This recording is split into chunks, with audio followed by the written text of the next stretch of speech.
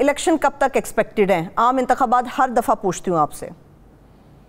جو سب سے اہم سوال ہے وہ اب آپ نے پوچھا ہے، اتنا وقت ضائع کر دیا الیکشن کمیشن پہ.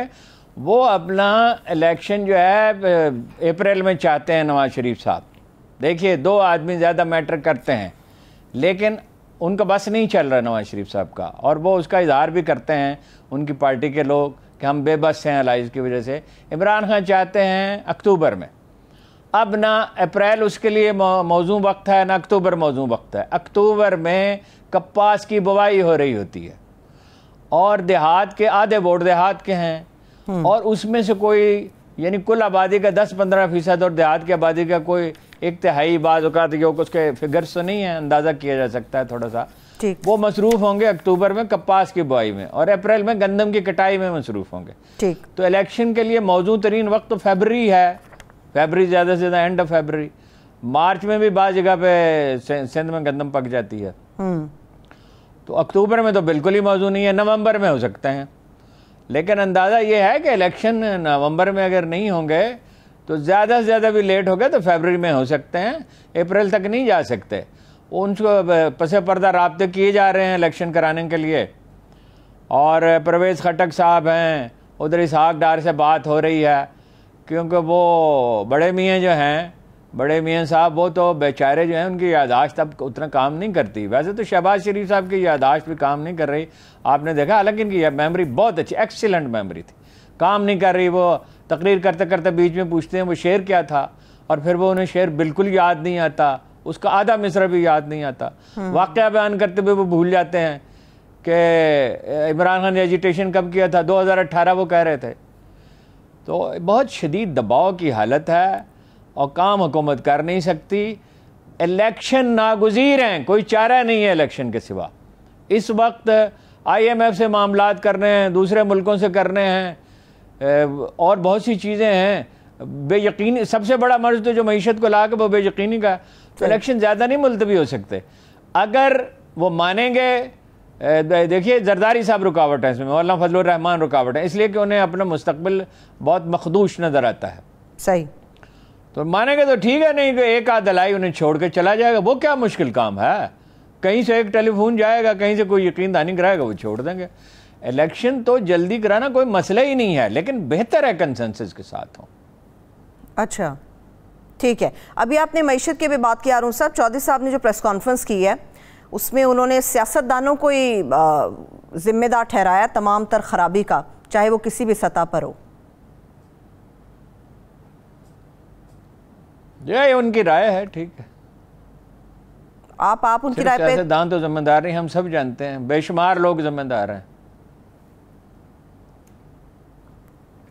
ٹھیک ہے. لیکن جو طارق بشیر چیمہ صاحب ارون صاحب بات کر رہے ہیں، ان کو آپ کس طرح سے دیکھتے ہیں؟ وہ کہتے ہیں آج تک میں نے ان کو روکا ہوا تھا کہ خاندان کا اور پارٹی کا بٹوارا نہیں ہونا چاہیے، مگر آغاز پرویز الہی صاحب کی طرف سے ہو گیا.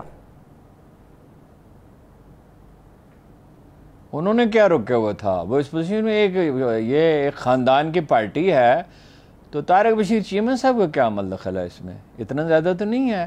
وہ ایک MNA کی سیٹ ہے جو انہوں نے PTI کے ووٹوں سے جیتی ہے. آپ کا خیال ہے طارق بشیر چیمہ صاحب کے اپنے ووٹ اتنے ہیں کہ وہ جیتے؟ وہ کسی پارٹی کی مدد سے جیتتے ہیں، اور ان کے تو شاید ہی کوئی ایک آدھ سیٹ بھی نہ جیت سکتے اگر PTI ان کے ساتھ نہ ہوتی. ایک آدھ شاید جیت لیتے، 2 جیت لیتے. تو یہ پنجاب اسمبلی کی 10 سیٹیں ہیں، اور قومی اسمبلی کتنی ہیں، وہ تو PTI کے ووٹوں سے جیتے ہیں. ان کا کوئی اتنا بڑا کردار نہیں ہے. دراصل ان کا کردار جو ہے وہ تو خرابی پیدا کرنے میں زیادہ ہے. دیکھیے چودھری، میں یہ بات وضاحت کر چکا ہوں، بار بار کہنا اچھا نہیں لگتا. وہ بزنس کا جہاں تک تعلق ہے تو وہ پرویز الہی صاحب کرتے تھے، اور سیاست جو ہے ظہور الہی صاحب کرتے تھے سیاست، اور کاروبار کرتے تھے منظور الہی. پھر جب یہ چودھری ظہور الہی کے بعد یہ لوگ آئے میدان میں، تو سیاست بھی پرویز الہی کرتے تھے، کاروبار بھی پرویز الہی کرتے تھے. اور سیاست کچھ بنیادی طور پہ، یعنی کئی برس سے تو اب یہ صورتحال. اس سے پہلے شجاعت حسین صاحب کا ایک کردار تھا، لیکن یہ کہ وہ خاندان کے سربراہ کی حیثیت سے ضروری فیصلے ان کی اجازت سے کیے جاتے تھے. تو طارق بشیر چیمہ صاحب کو سے کسی کو پوچھنا چاہیے تھا کہ کہ 10 کے 10 ارکان اسمبلی جو یہ 9، ایک تو خود پرویز الہی صاحب کا تھا ووٹ، 10 کے 10 لوگ تو چلے گئے ان کے ساتھ، پرویز الہی صاحب کے ساتھ. تو ان کے ساتھ ہے کون؟ چودھری شجاعت صاحب کے 2 فرزندان ہیں ارجمند. تو وہ ہیں، وہ کہہ رہے ہیں واپس آ جائیں. واپس کہاں جائیں؟ اکثریت اقلیت کے پاس آتی ہے، اور اتنا تناسب جو ہے وہ زیادہ ہے ان کا. ٹھیک، جو جزو ہے وہ کل کی طرف جاتا ہے، کل جزو کی طرف نہیں آتا. تو لوگ تو ان کی پارٹی تو ان کے ساتھ ہے، اور چودھری شجاعت صاحب کو اس حالت میں لے کے آنا، جی یہ کوئی، اب کیا اس کے لیے لفظ استعمال کیا جائے، مجھے جھجک ہو رہی ہے. یعنی خاندان سے تعلق رکھنے والا ہر آدمی جو ہے اس پہ غمزدہ ہے، اور پاکستانی سیاست میں اس سے جو پہلے ہی بہت بری حالت میں تھی، بڑی خرابی بڑھ گئی ہے، پیدا نہیں ہوئی، بڑھ گئی ہے اور بڑھ گئی ہے. تو وہ چودھری شجاعت اس حال میں ہیں، وہ بول نہیں سکتے بیچارے، پڑھ نہیں سکتے. سوالوں کے زیادہ تر جواب بشیر چیمن صاحب نے دیے. اب یہ معلوم بھی نہیں ہے کہ وہ موقف چودھری شجاعت کا ہے بھی یا نہیں. صحیح.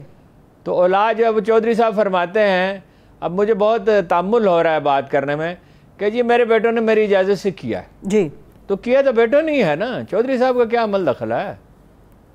چودھری صاحب کی تو صحت ایسی نہیں ہے، جب وہ ایک آدمی حرکت ہی نہیں کر سکتا، زیادہ لوگوں سے مل ہی نہیں سکتا، ان کی بات سمجھ میں نہیں آتی، جو کچھ وہ کہتے ہیں وہ سمجھ میں نہیں آتا. تو ان کا تو کردار بھائی ایک آدمی جو بستر پہ لیٹا رہتا ہے، زیادہ زیادہ کرسی پہ بیٹھا ہوتا ہے، اور جو حرکت نہیں کر سکتا، مکالمہ نہیں کر سکتا، تو یہ فطری ہے کہ اس کا کردار محدود ہو جائے. وہ تو علامتی کردار تھا ان کا. صاحبزادوں کا اختلاف تھا، ٹھیک ہے، وہ پہلے ہی اپنے راستے الگ کر لیتے اگر انہیں مونس الہی سے اختلاف ہے. لیکن مونس الہی جو بات کہہ رہے ہیں وہ یہ ہے کہ اکثریت ان کی ہے، پی ٹی آئی کی ہے. جی صرف یہ اکثریت اس اعتبار سے نہیں کہ وہ ملک کی سب سے بڑی پارٹی ہے، بلکہ اگر الیکشن لڑنا ہے تو کس کی مدد سے لڑیں گے؟ نون لیگ میں جائیں گے. نون لیگ نے ٹکٹیں دے گی، نون لیگ کی ٹکٹیں تو نہیں لے سکتا خاندان، اور اگر لیں گے تو بہت بری حالت ہوگی. اور وہ کوئی انہیں ووٹ دیں گے، وہ اگر ٹکٹ دے بھی دیں تو وہ کہیں گے یہ الائنس کر لیں، سیٹیں خالی چھوڑ دیں. تو اپنے لوگوں کو میسج دیں گے نہیں. آپ دیکھ لیں گے، ہے تو اندازہ ہی، یقین سے تو حتمی 100% یقین سے تو کچھ نہیں کہا جا سکتا کہ یہ ان کے صاحبزادے نہیں الیکشن جیت سکیں گے، اور اتنے کم ووٹ ہوں گے کہ لوگ حیرت زدہ رہ جائیں گے. بھائی پہلے بھی پی ٹی آئی کے ووٹوں سے جیتے، اور اب تو پی ٹی آئی کے ووٹ اتنے بڑھ گئے ہیں، میرا اندازہ ہے کہ 52-53% کے قریب ہیں اوورآل. چودھری شجاعت صاحب مائنس ہو چکے قاف لیگ کے اندر سے ہارون صاحب، یا ابھی کچھ باقی ہے؟ بھائی انہوں نے نکال دیا نا، جس کے ساتھ لوگ ہوتے ہیں وہی پارٹی ہوتی ہے. یہ سمجھ لیجئے 2 گروپ ہو گئے، اور گروپ کیا، چھوٹا گروپ تو کبھی زندہ رہتا ہی نہیں ہے. پاکستانی روایت تو یہی ہے.